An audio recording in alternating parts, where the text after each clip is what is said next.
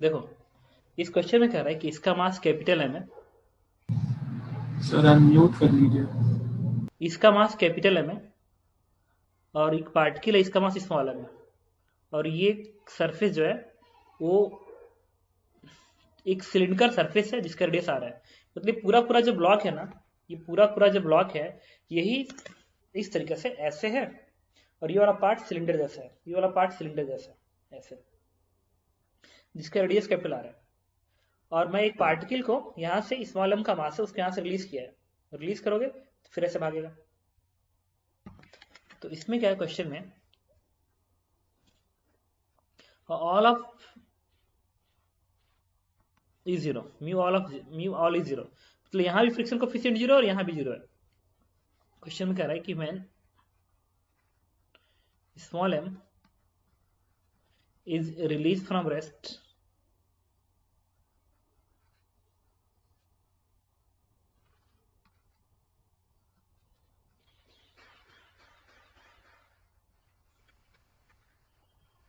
released from rest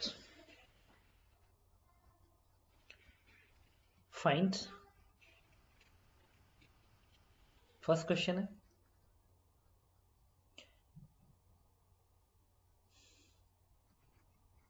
velocity of wedge, velocity of both when particle will be at bottom। Second question कह रहा है normal reaction when m is at bottom,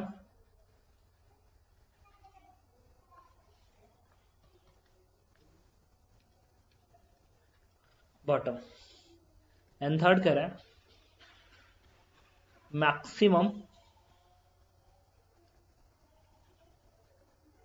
speed of ways, ये calculate करना है। ठीक है, तो देखिए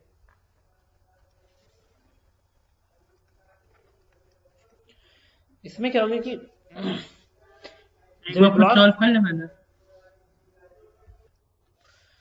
तो कैसे सॉल्व करेंगे, तो देखो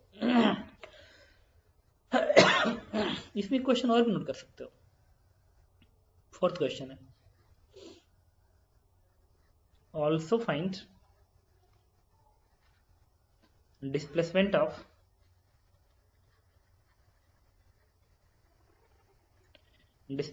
veg when small m will be at bottom।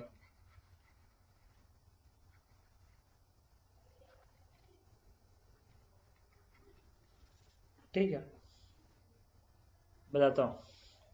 अच्छा इसको ना मान लो कि ये पार्टिकल एक स्फीयर है, ये भी एक स्फीयर है सपोज करो, जिसका रेडियस स्मॉल आ रहा है। पार्टिकल होता तभी भी बात वही थी, बट थोड़ा मैं और अच्छा कर दिया। ये रूडो का क्वेश्चन है कि इस पार्टिकल का जो रेडियस है स्फीयर का वो स्मॉल आ रहा है, और जो सेंटर है वो इनिशियली इस लाइन से कोइंसाइड कर रहा है। मतलब थोड़ा सा और डायग्राम में हम चेंज कर लें, सेंटर जो है ऐसे है, इस तरीके से पड़ा हुआ।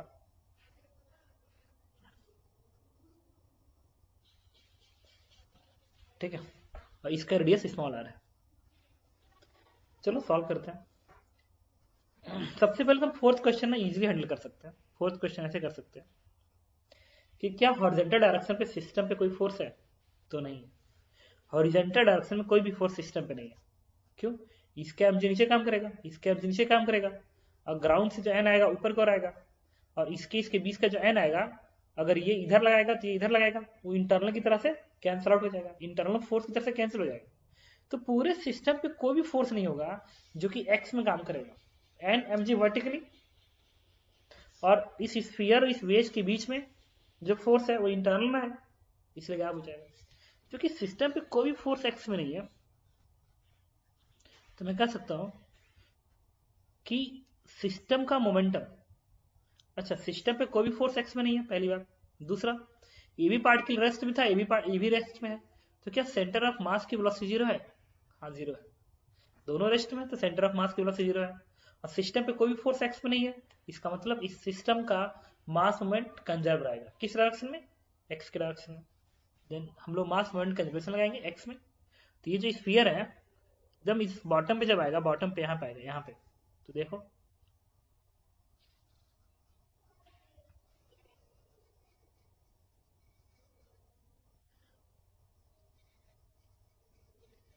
ये इसका सेंटर यहाँ पे है, इसका सेंटर यहाँ पे है। तो हमें बात करनी पड़ेगी कि एक्स के डायरेक्शन में, अच्छा इस वेस को मान लो इधर चला एक्स डिस्टेंस, तो इसका मास मोमेंट क्या लिखोगे, capital M into X plus इस पार्टिकल का स्मॉल एम का स्मॉल एम इंटू, अच्छा ये पार्टिकल का सेंटर स्फीयर है ना, तो स्फीयर के सेंटर ऑफ मास की बात करेंगे कि सेंटर ऑफ मास कितना मूव किया। स्पेशल वर्ड है स्फीयर का सेंटर ऑफ मास कितना मूव किया। तो स्फीयर का सेंटर ऑफ मास ये है ना, ये यहाँ पे था, आ गया यहाँ पे। इक्वेशन किधर लिखा जा रहा है, एक्स में। इक्वेशन लिख रहा हूँ एक्स में, तो था यहाँ पे, आ गया यहाँ पे। तो एक्स में कितना चला, एक्स में ये दूरी चला ना, सेंटर इसका स्फीयर का जो सेंटर है एक्स में यहां से लेके यहां तक चला, यहां से यहां तक चला एक्स में। तो ये दूरी स्मॉल आर है, स्मॉल आर है, और यहां से लेके यहां तक की दूरी क्या, कैपिटल आर है। तो कितना दूरी एक्स मूव किया, capital R minus small R move किया। तो क्या लिखोगे, किधर मूव किया, इधर मूव किया, लेकिन किसके फ्रेम में, इसके फ्रेम में मूव किया। तो इस वेज के फ्रेम में, इस वेज के फ्रेम में ये capital R minus small R move किया किधर, इस डायरेक्शन में। तब तक ये वेज एक्स उल्टा भाग गया। तो ग्राउंड फ्रेम में वो स्फीयर कितना इधर मूव करता नजर आएगा, capital R minus small R minus X. तो क्या लिखोगे, capital R minus small R minus X is equal to 0। तो मैंने मास मोमेंट कन्वेंशन लगाया पूरे सिस्टम पे, तो कैपिटल एम पे लिखा, फिर इस पार्टिकल पे लिखा और 0 कर दिया। इससे सॉल्व करोगे तो एक्स की वैल्यू आ जाएगी, दिस इज स्मॉल एम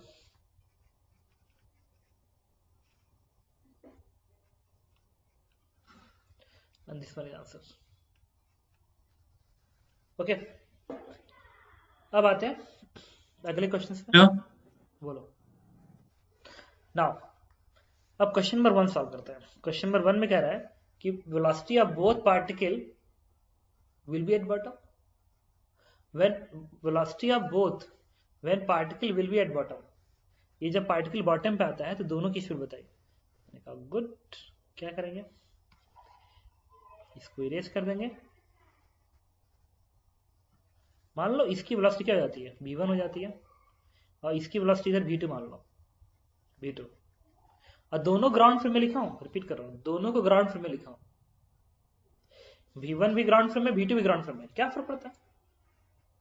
जब पार्टिकल इस सिलेंडर के बॉटम पे होगा तो हॉरिजॉन्टली तो भाग रहा होगा, हॉरिजॉन्टली तो भाग रहा होगा। अगर हॉरिजॉन्टली भाग रहा होगा तो मान लो ग्राउंड फ्रेम में v2 है। अगर ग्राउंड फ्रेम में नहीं मानोगे, बेस के फ्रेम मानोगे, तो इक्वेशन तो ग्राउंड फ्रेम में लिख रहा हो, तो ग्राउंड फ्रेम में फिर वेलोसिटी निकालनी पड़ेगी। क्यों तामझाम कर रहे हैं, दिक्कत क्या भाई। अगर ऐसे भाग रहा है तो ग्राउंड फ्रेम मान लो, अगर ऐसे भागता चाहे किसी एंगल भागता तो मुझे सोचना पड़ता कि हाँ यार वो कैसे भाग रहा होगा, कंफ्यूजन है। यहाँ पर तो मैं 100% श्योर हूँ, अगर बॉटम पे है तो ग्राउंड फ्रेम में भी सीधे ही भाग रहा होगा, और इस इंक्लाइन इस बेस के फ्रेम में भी हॉरिजॉन्टली भाग रहा होगा। ठीक है, तो ग्राउंड फ्रेम मान लो, गुड। क्योंकि सिस्टम पे कोई भी फोर्स नहीं है एक्स के डायरेक्शन में, पार्टिकल ऐसे भाग रहा है, लेकिन सिस्टम पे एक्स में कोई फोर्स नहीं। Now momentum will be conserve in X direction, then conserve initial momentum system क्या होगा, 0 + 0, क्योंकि दोनों रेस्ट में थे। देन फाइनल मोमेंटम सिस्टम का, इस कैपिटल में क्या बनेगा, कैपिटल एम इंटू v1, और स्मॉल एम में क्या बनेगा, small M into v2। Question number 1, good. अब तुम्हें याद होगा कि अब लगा दिया मोमेंटम कंजर्वेशन, लेकिन अब सॉल्व हुआ नहीं, तो एक और इक्वेशन जरूरत पड़ेगी, और दैट इज एनर्जी कंजर्वेशन। तो इस चीज को भी तुम अलग से ध्यान रखोगे, ठीक है, कि जो ओरिजिनल क्वेश्चन नहीं होता है, मतलब momentum conservation type question, momentum conservation type question, specially जो स्टेप्स इन्वॉल्व होते हैं, वो पहला इन्वॉल्व ये होता है कि आप क्या लिखते हो, LMC, लीनियर मोमेंटम कंजर्वेशन। दूसरा क्या करते हो, वर्क एनर्जी थ्योरम या एनर्जी कंजर्वेशन, तुम इसका यूज करते हो। तुम पाओगे कि maximum questions third when more difficulties come, constraints relation जरूरत पड़ सकती है, इससे ज्यादा कुछ नहीं होगा। मतलब कंस्ट्रेंट रिलेशन, यही तीन होते हैं जो इन्वॉल्व होते हैं क्वेश्चंस के अंदर, अच्छे से अच्छे क्वेश्चन में हो ही जाता है इसे सब। तो जब भी तुम्हें कोलिजन क्वेश्चन हो, मोमेंटम कंजर्वेशन टाइप क्वेश्चन दिख रहा हो, तुम्हारे में सीधा जाना चाहिए, लीनियर मोमेंटम कंजर्वेशन लगाना है, वर्क थ्योरम लगाना है, एनर्जी कंजर्वेशन लगाना है, कंस्ट्रेंट रिलेशन, देखते हैं क्या होता है, आते हैं। तो लगा दिया मोमेंटम कंजर्वेशन, बट कोलिजन तो है नहीं कि मैं ई की इक्वेशन लिखूं। मैंने क्या कहा, एनर्जी इक्वेशन लिखते हैं, energy equation, good, energy equation लिखेंगे यहाँ पे, या वर्क थ्योरम लगा देना, वर्क थ्योरम लगाता है। जब ये पार्टिकल यहां से यहां तक आएगा तो mg तो नीचे को काम कर रहा है, तो कितना वर्क करेगा, mg इंटू, और ये इसका सेंटर यहाँ था ना, यहाँ था ना, इस लाइन में था, और आ गया यहाँ पे, तो कितना दूरी नीचे आया देखो। अगर आप पूछो कितना दूरी नीचे आया, कितना दूरी नीचे आई, तो बनेगा r माइनस स्मॉल r, तो mg कोड नहीं बनेगा, mg into r minus small r, इतना बनेगा। और वर्क के नाम पे सिर्फ स्मॉल m करेगा, कैपिटल M का वेट वर्क नहीं करेगा, क्योंकि वो तो हॉरिजॉन्टल भाग रहा है। स्फीयर का ही स्मॉल mg वर्क करेगा, यहां से तक आते हैं। तो बटन क्या लिखोगे, small mg into r minus r equal to change in category. इस वेस की कैटेगरी क्या लिखेंगे, half capital M into v1 square, और स्मॉल m की कैटेगरी क्या लिखोगे, half small m into v2 square. Question number 2 तुम दे सकते हो, there is two equations, two unknown v1 v2, बस क्या करोगे तुम, सॉल्व कर दो, आंसर आ गया। अब कह रहा है, पहला तुमने सॉल्व कर लिया, सेकेंड कह रहा है N when small m is at bottom, normal से बताइए जब स्मॉल m बॉटम पे है, तो हम लोग क्या करेंगे, इसके लिए मैंने पहले इसको इरेज कर दिया। तो हम लोग क्या करेंगे, यहां से v1 v2 निकालेंगे, इसके बाद इस पार्टिकल पे ये n कहां से पूछ रहा है, n when small m is at bottom, इस पार्टिकल पे कितना n लग रहा है, ये क्वेश्चन में पूछा गया था। हालांकि तुम चाहो तो ये वाला भी निकाल सकते हो, दोनों निकालते हैं, चलो बहुत है, यहाँ का ही पता करना है, यहाँ का पता करना है।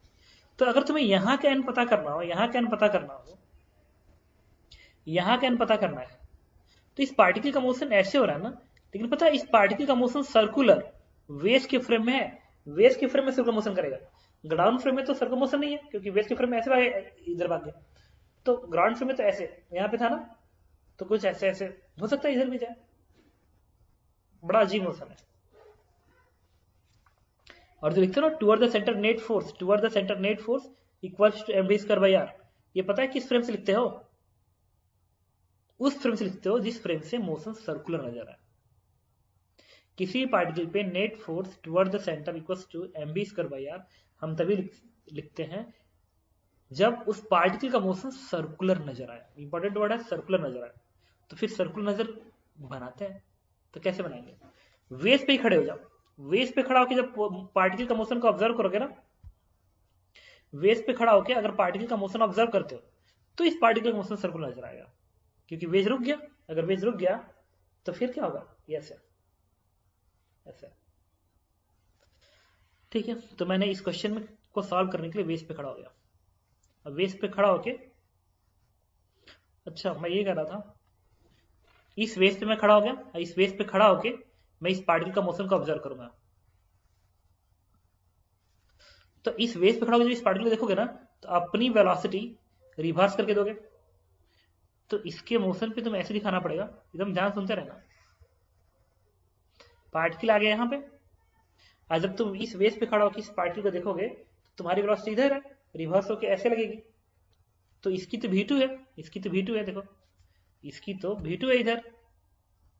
अब ये v1 भी उल्टा होकर इसमें लग जाएगी, तो इसकी स्पीड क्या हो जाएगी, v1 प्लस v2 हो जाएगी। अब तुम खड़े हो इस पे, लेकिन एक क्वेश्चन मार्क बन गया, और एक वीडियो बनाओगे तो इस सरफेस का n भी इसके ऊपर को दिखाओगे, n1 मान लो, और इसका वेट mg डाउनवर्ड दिखाओगे, तो इस पार्टिकल के एफबीडी में और फ्रिक्शनलेस सरफेस है तो फ्रिक्शन तो आएगा नहीं पार्टिकल पे, एक इस सरफेस से N1 आएगा और एक इसका वेट mg होगा। लेकिन तुम जहां पे खड़े हो ना, क्वेश्चन मार्क है कि क्या वो एक नॉन इनर्शियल फ्रेम है? तो था नॉन इनर्शियल फ्रेम, ये फ्रेम एक नॉन इनर्शियल फ्रेम है। क्यों? क्योंकि इनिशियली इसकी स्पीड 0 थी, अब वेलोसिटी v1 हो गई, इसका मतलब एक्सेलरेट हुआ होगा, तब तो ऐसा हुआ। और जब भी तुम नॉन इनर्शियल फ्रेम पे खड़े होकर क्वेश्चन सॉल्व करते हो तो जिस पार्टिकल को देखते हो उस पर क्या लगाते हो? सूडो फोर्स लगाते हो। अब प्रॉब्लम आ गई सूडो फोर्स की। ओके, सूडो फोर्स की बात करते हैं। इंपॉर्टेंट वर्ड ये है कि इस पे सूडो फोर्स इस स्टैंड पे लगेगा ही नहीं, इसलिए क्योंकि ये जो वेज है ना, ये जो वेज है इसकी अगर एफबीडी बनाते हो तो जब ये पार्टिकल इस बॉटम पर आएगा तो वेज की एफबीडी में देखो एक खासियत, जब पार्टिकल बॉटम पे होगा यहाँ पे, तब ये वेज तो ऐसे फोर्स लाएगा, दैट इज N1, ग्राउंड से आएगा N2, ठीक है, और इस बड़े वाले वेज का कैपिटल mg नीचे दिखेगा, कैपिटल mg इसका नीचे दिखेगा, यहां से N1 इधर, इसका ऊपर की ओर, बस और तो कुछ है नहीं। तो मुझे बताओ जिस वेज पे तुम खड़े हो उस वेज पे फोर्स तो वर्टिकली सिर्फ दिख रहा है, कब? जब ये पार्टिकल बॉटम पे है। इसका मतलब इस स्टैंड पे इस वेज का एक्सेलरेशन x में 0 होगा, इस स्टैंड पे इस वेज का एक्सेलरेशन x में क्या होगा? 0 होगा, क्योंकि सारे फोर्सेस y में, और y में तो है नहीं क्योंकि वेज तो y में भाग रहा है, क्या नहीं y में रुका हुआ है, पार्टिकल तो ऐसे भाग रहा है, ऐसे वेज तो ऐसे भाग रहा है, तो इधर एक्सेलरेशन इस स्टैंड पे 0, अंडरलाइन है, इस स्टैंड पे 0 है, तो इस पे तुम्हें सूडो फोर्स दिखाने की जरूरत नहीं है। तो मैंने ये कहा कि ये जो वेज है ना, इस वेज पे जो फोर्स लगा हुआ है, इस वेज पे जो फोर्स लगा हुआ है वो सारे सारे वर्टिकली हैं। जब ये पार्टिकल बॉटम पे आएगा, जब बॉटम पे होगा तो सारे सारे फोर्स वर्टिकली है, तो इस वेज के पास कोई भी एक्सेलरेशन नहीं होगा, वाई में भी नहीं होगा, एक्स में भी नहीं होगा। भाई वाई में तो इसलिए नहीं होगा क्योंकि वेज जो है वाई में भाग थोड़ी रहा है, ऐसे नहीं भाग रहा। एक्स में इसलिए नहीं होगा क्योंकि एक्स में तो कोई फोर्स ही नहीं है, जब एक्स में कोई फोर्स ही नहीं है तो एक्स में एक्सेलरेशन कहां से आएगा? जब एक्सेलरेशन नहीं आएगा तो फिर एक्सेलरेशन नहीं आएगा तो सूडो फोर्स नहीं आएगा। इसका मतलब जब ये पार्टिकल बॉटम पे आ रहा होगा उस समय इस वेज के पास कोई एक्सेलरेशन नहीं होगा। अब ये फोर्स इक्वेशन है ना, N1 mg mv square by r, force equation है। फोर्स इक्वेशन इंस्टेंटेनियस बनाया जाता है, वो किसी इंटरवल में नहीं बनाया जाता है कि देखो यहां से लेके यहां तक फोर्स इक्वेशन ये लिखेंगे। क्यों? इस स्टैंड पे फोर्स इक्वेशन क्या है, इस स्टैंड पे कितना है, इस स्टैंड पे कितना है, वो इंस्टेंटेनियस बनता है, इंस्टेंटेनियस बनता है। तो जब इंस्टेंटेनियस फोर्स इक्वेशन बनता है तो हम इंस्टेंटेनियस सूडो फोर्स की बात करेंगे। तो इस स्टैंड पे सूडो फोर्स क्या आएगा? 0, क्योंकि इसके पास कोई एक्सेलरेशन नहीं है। तो मैं इस पार्टिकल पे लिख सकता हूं, इस पार्टिकल पे force equation toward the centre N1 minus small mg बराबर mv स्क्वायर बाई r। तो mv की जगह पे क्या लिखेंगे? v1 प्लस v2 का होल स्क्वायर अपॉन r, और r इसके सेंटर से दूरी होगी, it is r minus small r। तो यहां से सॉल्व करोगे तो N1 मिल गया कितना? mg plus small m v1 plus v2 का whole square upon r minus small r। आ गया आंसर N1। अब v1 v2 तुम ऑलरेडी निकाल चुके हो। अगला क्वेश्चन पूछा गया था कि ग्राउंड का n बताइए कितना आएगा। तो ये जो वेज है ना, वेज, इस वेज पे आते हैं, इस वेज पे y डायरेक्शन नेट फोर्स क्या लिखोगे? इस वेज पे y direction net force it is 0, तो y में फोर्स क्या दिखाओगे? N2, ये वाला कैपिटल mg नीचे को है, N1 नीचे को है, minus N1 is equal to 0। तो N2 क्या आ गया?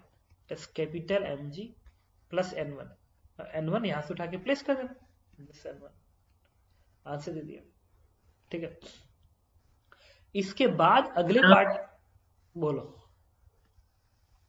जब ये पार्टिकल ना बॉटम पे नहीं होगा, जब पार्टिकल यहां पे होगा, मतलब कहीं बीच में कहीं होगा, मान लो यहाँ पे कहीं है, जब पार्टिकल कहीं यहां पे होगा ना तो तुम इस पे n ऐसे दिखाओगे, तो इस वाले पे भी तो n ऐसे दिखाओगे। तो जब इसकी एफडी बनाओगे तो ये वाला N1 तो नहीं रहेगा, N2 रहेगा ग्राउंड वाला, और एक n ऐसे आएगा। अब इस n का एक कंपोनेंट आएगा x के डायरेक्शन में आएगा, अगर ये वाला एंगल थीटा है तो n cos theta, n cos theta इस वेज को इस डायरेक्शन में क्या करेगा? एक्सेलरेट कर देगा। तो जब ये पार्टिकल यहां पे होगा और अगर एफबीडी बनाते हो तो इसकी एफबीडी में तुम्हें mg दिखाना ही पड़ेगा, स्मॉल mg, यहां से m दिखाना ही पड़ेगा, और इसके ऊपर एक सूडो फोर्स दिखाना पड़ेगा, एक्सेलरेशन m इंटू ये वाला फोर्स से जो एक्सेलरेशन आता है ax, अब शो करना पड़ेगा अगर तुम इस पे खड़े हो तब। बताओ, लेकिन यही जब पार्टिकल बॉटम पे आएगा तो ये वाला जीरो हो जाएगा, एक्स वाला बताओ, या यूं कहो तो थीटा Yes, 90 sir. हो जाएगा। ठीक है, बोलो। Yes, yes. अगले क्वेश्चन में कहा था कि थर्ड क्वेश्चन था कि v मैक्स ऑफ वेज बताइए, वेज की मैक्सिमम स्पीड। तो वेज की मैक्सिमम स्पीड कब आएगी? ये कुछ चीजें समझना पड़ेगा हमको, यहाँ पे देखना थोड़ा सा। ये जो पार्टिकल है जब इस सरफेस पे होगा, मतलब इस कर्व सरफेस की एनालिसिस करनी बाकी है, क्या हो रहा होगा जब पार्टिकल यहाँ पे होगा तो इस वेज को इधर धक्का मारेगा, जब तक इस वेज को इधर धक्का लगता रहेगा, एक्स के डायरेक्शन में लगता रहेगा, एक्स में कंपोनेंट आता है धक्के का कंपोनेंट अगर एक्स में आता रहेगा तो स्पीड क्या होगी? बढ़ेगी। तो जब तक ये पार्टिकल इस कर्व पे रहेगा, इस कर्व पे, तब तक धक्का ऐसे मारेगा, और जब तक धक्का ऐसे मारेगा तब तक इस फोर्स का एक कंपोनेंट एक्स में आता रहेगा, और जब तक कंपोनेंट एक्स में आता रहेगा इस वेज की स्पीड बढ़ती रहेगी, फिर एक टाइम ऐसा आएगा जब ये बॉटम पे आएगा, बॉटम पे जब आएगा तब इसकी स्पीड ज्यादा हो जाएगी, मान लिया ज्यादा हो गई। इसके बाद क्या होगा? जब ये पार्टिकल अब दोबारा ऊपर को जाएगा, तो जब ये पार्टिकल ऊपर को जा रहा होगा तो फिर वो धक्का ऐसे लगाएगा ना, इस तरीके से ऐसे लगाएगा, तो इसका एक उल्टा आएगा, जो कंपोनेंट उल्टा आएगा ना वो इसकी वेलोसिटी को कम करेगा। फिर एक टाइम ऐसा आएगा जब ऐसे आएगा, फिर इसकी वेलोसिटी कम करेगा, फिर एक ऐसा आएगा जब इसकी वेलोसिटी कम करेगा। तो पता है क्या होगा? बाइसिमेट्री ये होगा ना कि ये जो स्फीयर है जब एक बार फिर इधर भागता रहेगा तो एकदम टॉप तक पहुंच जाएगा, टॉप तक, और इसकी वेलोसिटी क्या आ जाएगी? जीरो, और इस वेज का भी जीरो हो जाएगा। फिर नीचे को रहेगा, फिर स्पीड बढ़ेगी, फिर जब यहाँ पे आएगा तो ये जो वेज है इसकी वेलोसिटी उल्टे डायरेक्शन में आ जाएगी, और कितना हो जाएगा? v2 के बराबर। फिर यहाँ पे जाएगा, फिर जीरो। अब मैं बताता हूँ मोशन कैसे होगा। ये वेज है, ये वेज का सिलेंडर है, अब पार्टिकल यहाँ पे, पार्टिकल ये है, ऐसे है, अब ऐसे आ रहा है ना, ऐसे, तो वेज ऐसे भागेगा, ऐसे यहाँ पे आया, ऐसे स्पीड अब यहाँ पे ज्यादा है वेज का। फिर जब ऊपर को जाएगा तो इसकी स्पीड धीरे धीरे जब ये टॉप पहुंचेगा तो इसकी जीरो हो जाएगी, लेकिन अब फिर नीचे को आएगा, तो फिर इधर जाएगा, इधर, फिर जब ये बॉटम में आएगा स्पीड मैक्सिमम, फिर जब ऊपर को जाएगा स्पीड जीरो। तो जो नीचे वाला वेज है ना उसका मोशन ऑसिलेटरी होगा, ऐसे होगा, और इस पार्टिकल का मोशन ऐसे।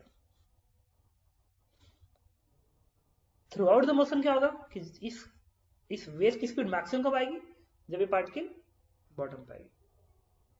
ठीक है, क्योंकि फोर्स बता रहा है कि इसकी वेज की स्पीड घटेगी जब वो बॉटम से ऊपर जाएगा, क्योंकि ऊपर जाएगा धक्का इधर मारेगा और वेलोसिटी इधर है तो इसकी स्पीड घटेगी, और जब वो ऐसे घूमते हुए यहाँ पे आएगा तो इधर की स्पीड मैक्सिमम हो चुकी होगी, और जब ऊपर जाएगा तो इस कर्व पे इधर धक्का मारेगा तो फिर स्पीड घटाएगा।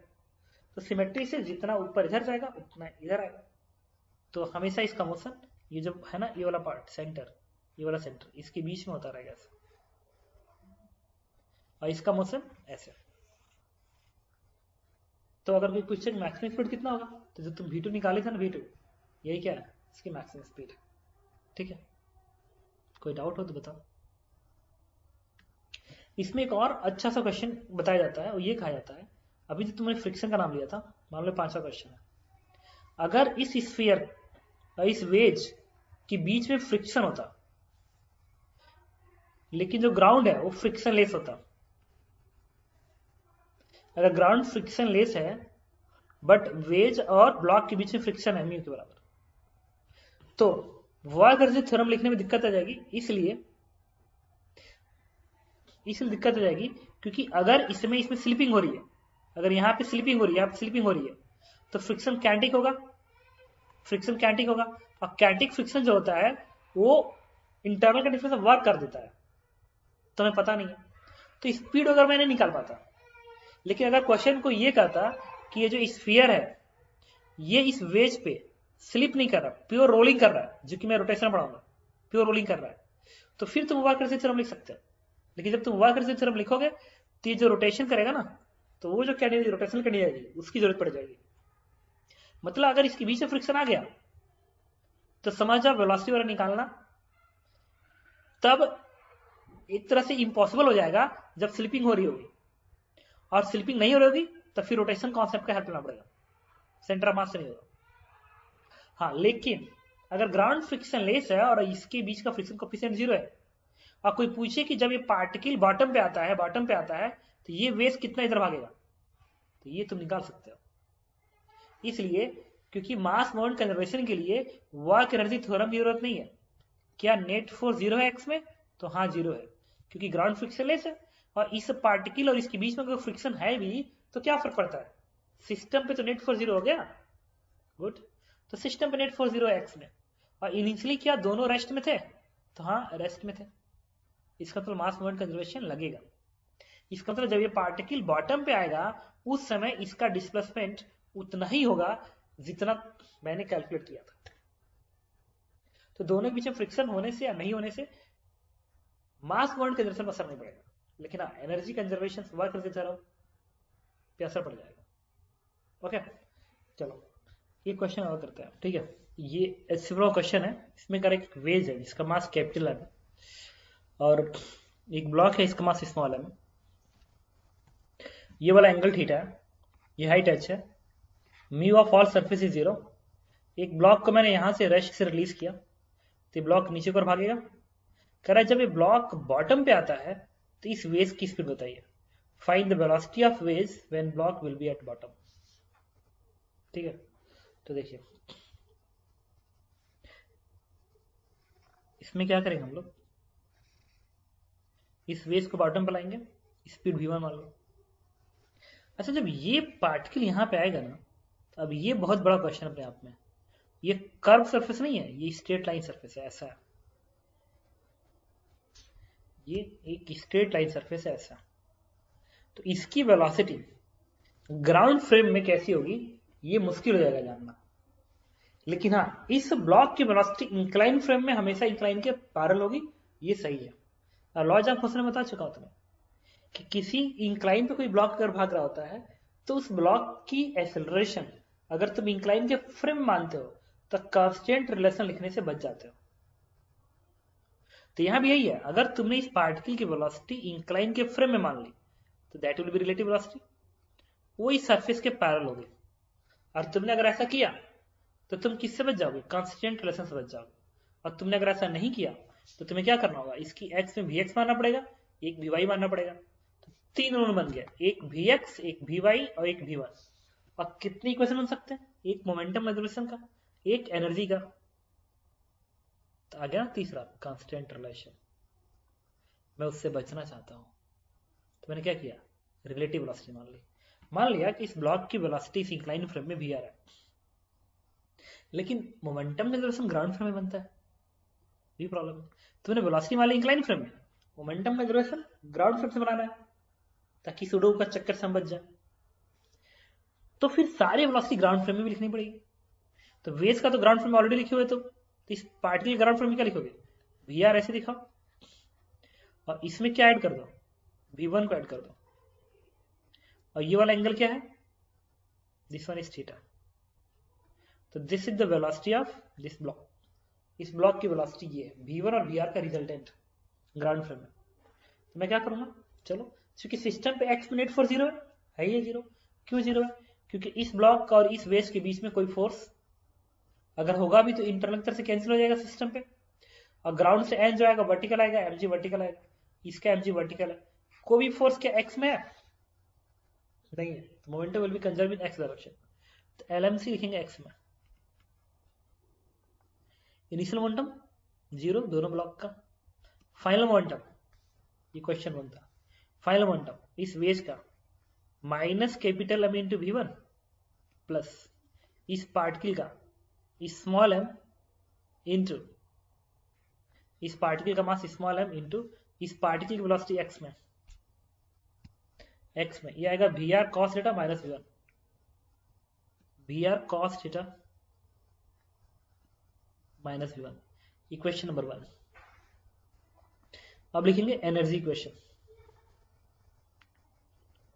या वर्क थ्योरम। वर्क थ्योरम लगाएंगे, इस वेज का तो एमजी वर्क करेगा नहीं, बट इस पार्टिकल का एमजी वर्क करेगा।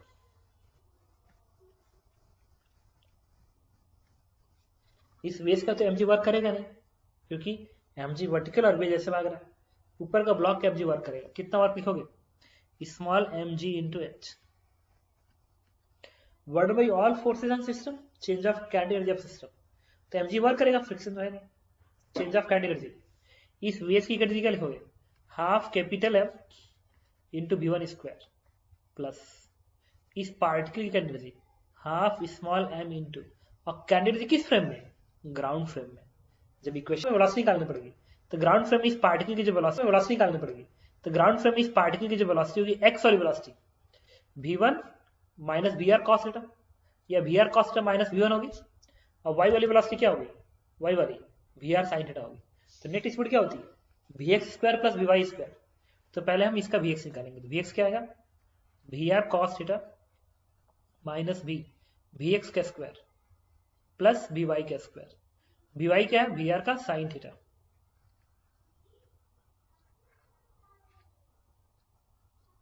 This one is question number 2। तो मैंने इसकी कैटेगरी लिख ली, ऊपर वाले के मोमेंटम का लिख लिया। 2 इक्वेशन है, दोनों सॉल्व करोगे आंसर दे देगा। कोई डाउट हो तो बताओ, कोई डाउट हो तो बताओ। एक और चीज है, इसमें एक और क्वेश्चन पूछता है कि अगर मान लो इस दोनों ब्लॉक के बीच का जो फ्रिक्शन कोफिशिएंट है mu between small capital it is not 0, but ground friction coefficient 0 है। तो कहता है कि जब ये ब्लॉक बॉटम पे आता है तो इस वेज का डिस्प्लेसमेंट बताइए। When small M is at bottom find displacement of veg.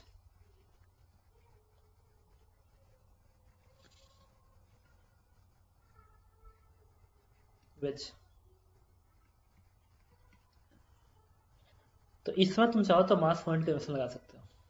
क्यों? क्योंकि इसके बीच का फ्रिक्शन नेट 0 आ जाएगा इंटरनल तरह से, और ग्राउंड से फ्रिक्शन है नहीं, इनिशियली दोनों रेस्ट में थे, तो मास पॉइंट का क्वेश्चन लगा सकते हो। तो अगर ये दूरी x भागा तो इसका x का डिस्प्लेसमेंट लिखना पड़ेगा। तो इस पर क्या लिखोगे? Capital M into X plus small M into, अगर ये h है तो ये जो लेंथ बनेगी ये बनेगा h cot थीटा बनेगा। अगर h है तो ये क्या बनेगा? h cot थीटा, क्योंकि मैं x लिख रहा हूँ, x में h cos थीटा। तो ये ब्लॉक जब यहां से यहां आया तो x में कितना इधर भागा? h cot थीटा था यहाँ पे ना, और आ गया यहाँ पे, तो ये कितना दूरी होगी? h cot थीटा इधर भागा, तब तक वेज इधर आ गया, तो कितना दूरी ग्राउंड फ्रेम में इधर भागा है? x इंपॉर्टेंट है, x में h cot theta minus x and that is 0। Simplify कर दोगे x आ जाएगा। ठीक है, ओके। कोई डाउट हो तो पूछो।